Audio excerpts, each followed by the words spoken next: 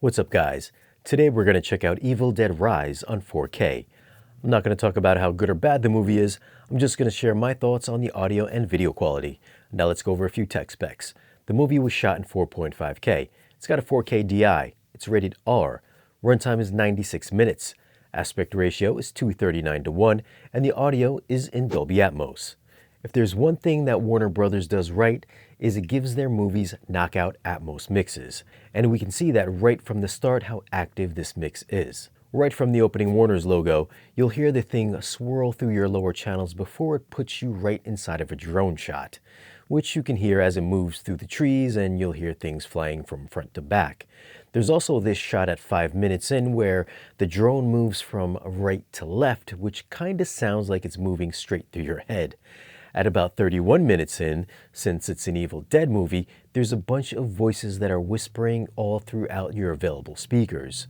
And speaking of voices, there's a crazy scream at 48 minutes that'll come at you from every direction.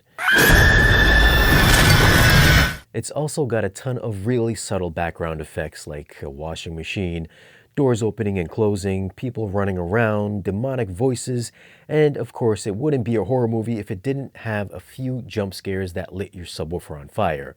It hits hard, but it could maybe reach a little bit lower. If you're new to the channel and you're into home theater and want to know if a movie is worth playing on your surround sound setup, or want to know about the latest and greatest in audio and video gear, then tap the subscribe button for new weekly videos. Video quality wise, this is a dark movie. It's got a max CLL of 608 and a max FALL of 70. The black levels are the main attraction here. Just about the entire movie is bathed in blackness. There's definitely some black crush going on, which I'm sure is by design, and since the movie is so dark, the specular highlights really do pop off the screen. Candle lights, or really any lights, are a nice contrast to all the darkness, which surely will grab your attention thanks to either HDR10 or Dolby Vision, depending on how you're streaming it. The color palette lacks any lush colors except for the first few minutes of the movie. Otherwise, it's mostly blacks, grays, and of course some rich splashes of red.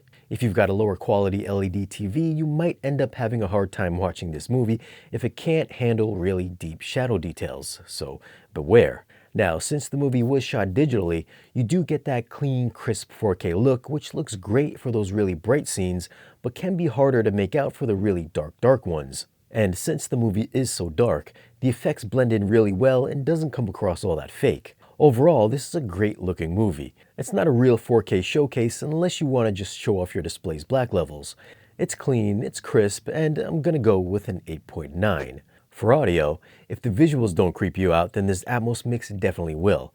This gives you all the atmospheric horror elements that really elevate the creep factor, and I'm sure is going to have you looking over your shoulder more than once to see if someone is actually knocking on the wall behind you. It's got aggressive surround usage in every channel and has some very effective subwoofer usage.